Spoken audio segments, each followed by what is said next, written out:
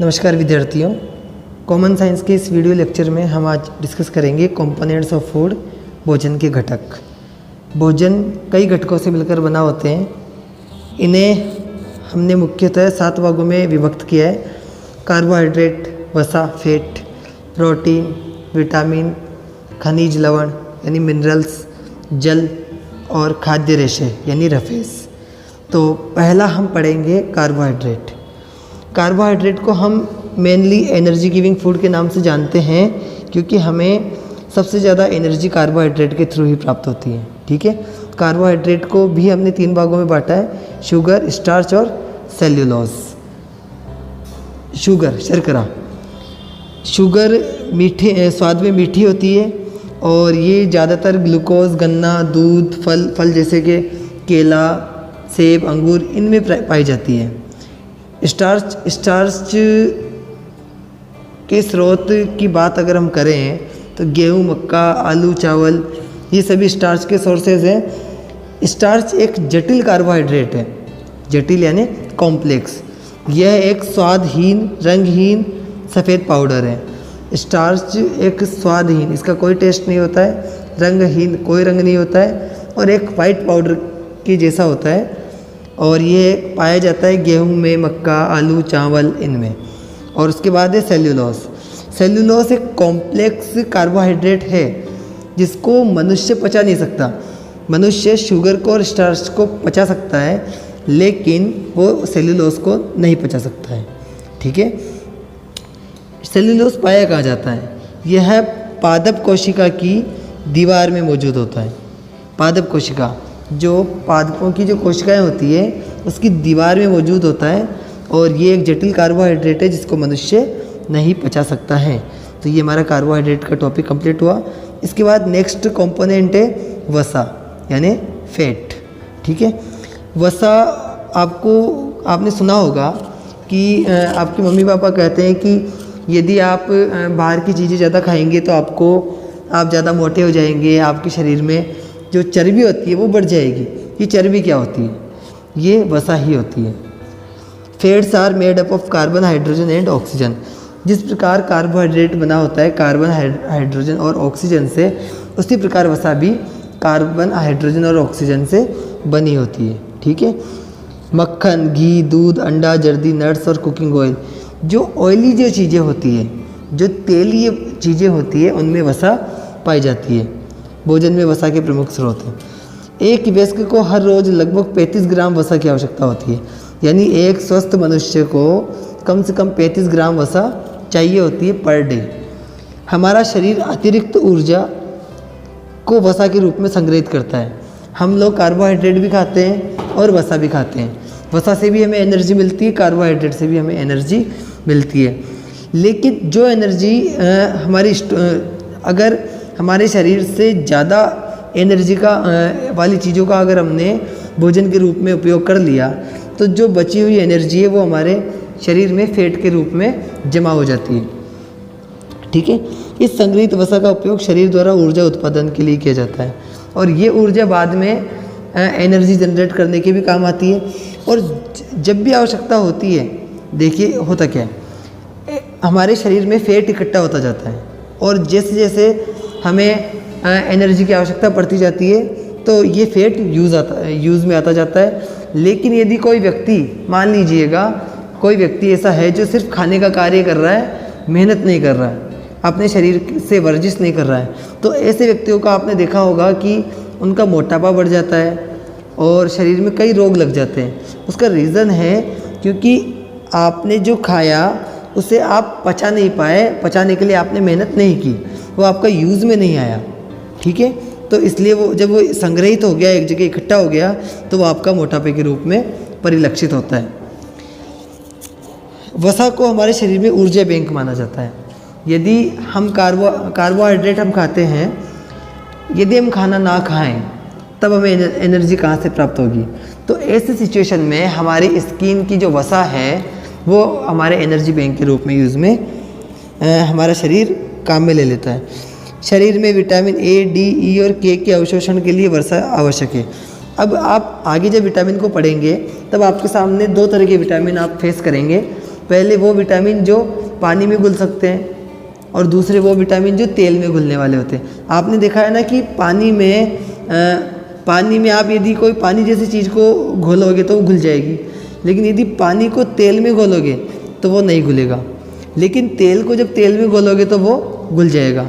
ठीक इसी प्रकार से हमारे शरीर में भी विटामिन दो प्रकार के पाए जाते हैं। एक तो वो विटामिन जो पानी में घुलते हैं और एक वो विटामिन जो तेल में घुलते हैं। ठीक है, तो पानी में घुलने वाले जो विटामिन हैं कौन कौन से हैं?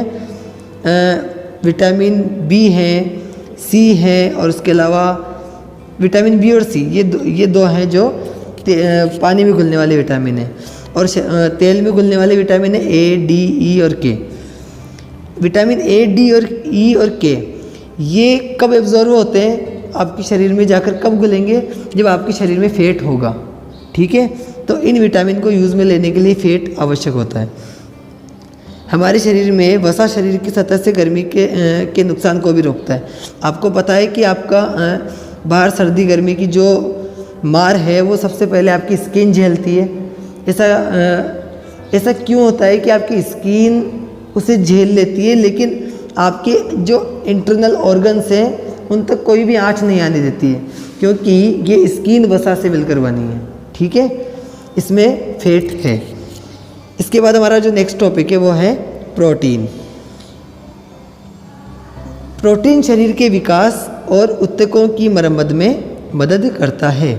हाँ, प्रोटीन हमारे शरीर के विकास के लिए अत्यंत आवश्यक होता है।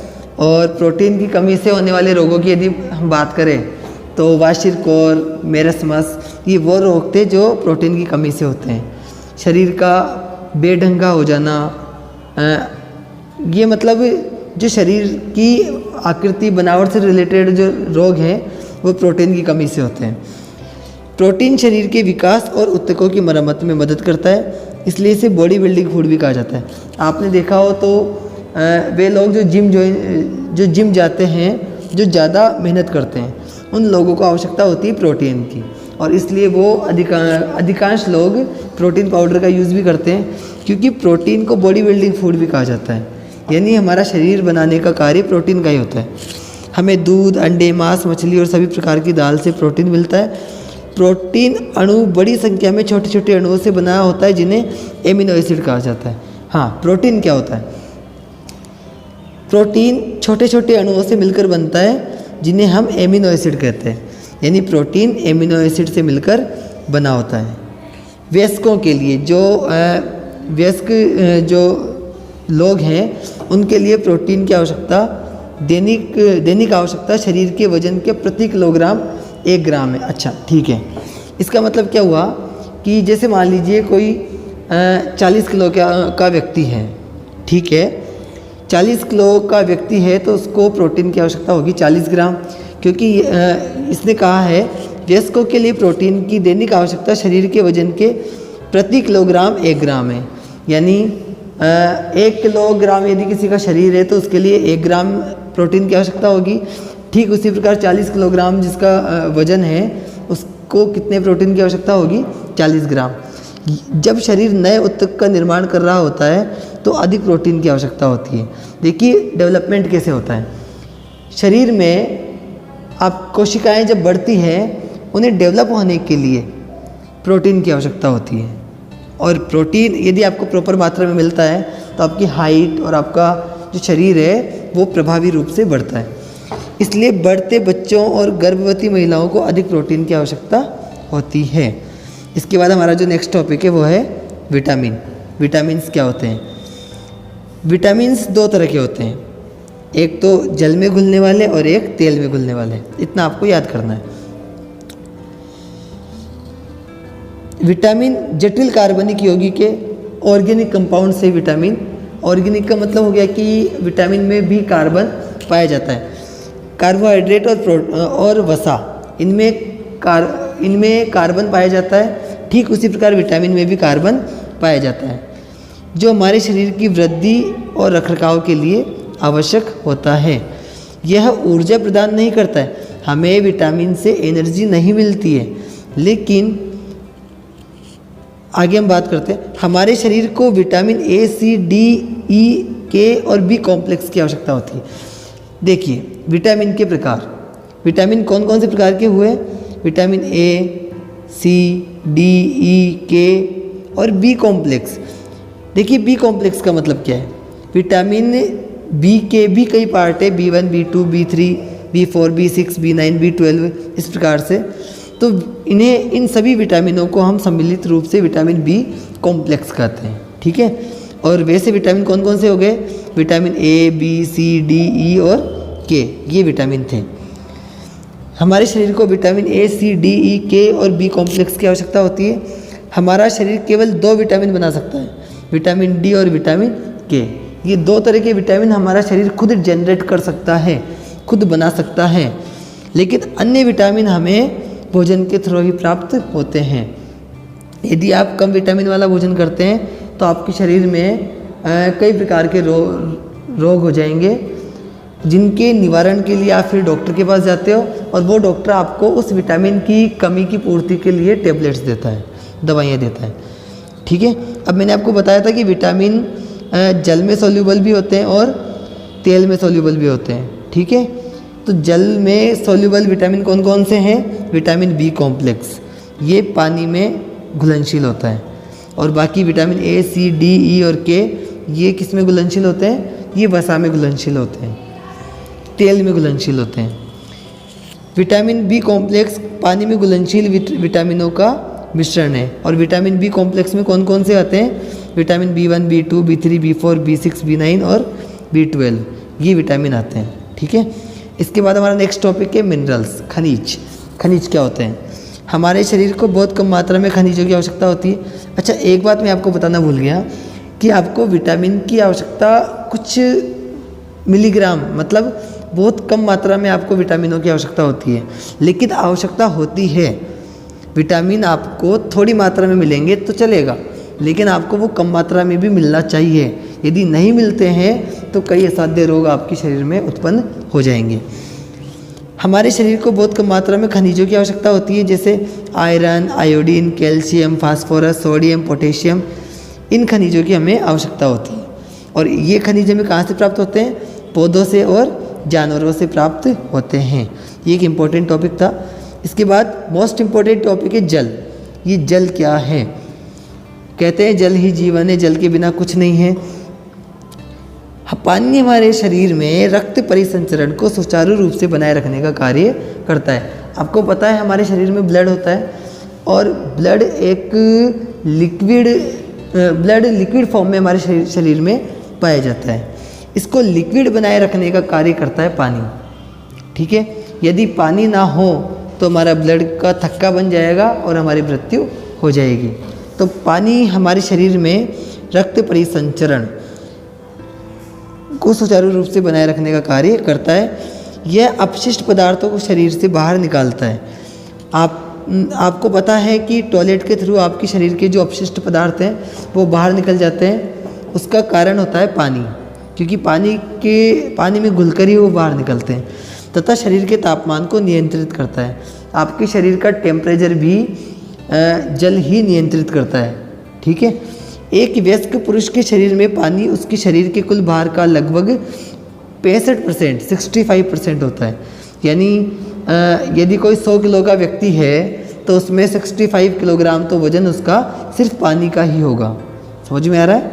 जबकि एक वयस्क महिला के कुल भार का लगभग 52%।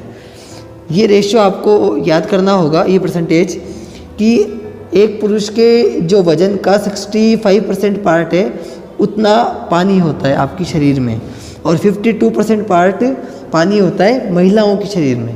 ये बात हो रही है एक वयस्क महिला की, ठीक है। तो आपका आज का टॉपिक यहीं समाप्त करते हैं। हमने 5 कंपोनेंट्स के बारे में पढ़ा है: कार्बोहाइड्रेट, वसा, फैट, प्रोटीन, विटामिन, मिनरल्स और जल। 6 कंपोनेंट्स के बारे में हमने आज पढ़ाई कर ली है। कल हम वाटर यानी जल से रिलेटेड काफ़ी कुछ पढ़ेंगे, और उसके बाद हमारा जो नेक्स्ट कंपोनेंट है रफेज, उसको भी हम कल की वीडियो में डिस्कस करेंगे। तब तक के लिए आपका धन्यवाद।